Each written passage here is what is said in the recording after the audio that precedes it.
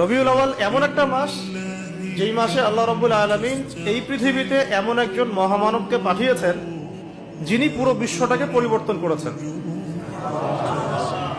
এবং যিনি এমন একজন ব্যক্তিত্ব যার অনুসরণ করা ছাড়া আমরাও জান্নাতে যেতে পারবো না।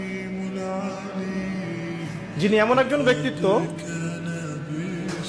যিনি নিশ্চিত জান্নাতি জানার পরেও তাহাজ্জুদে দাঁড়িয়ে পা ফুলিয়ে ফেলতেন,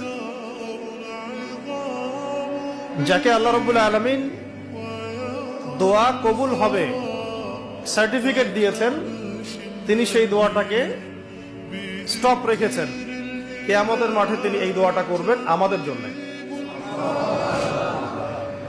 এই মাসে সেই মহামানবকে এই পৃথিবীতে পাঠানো হয়েছে।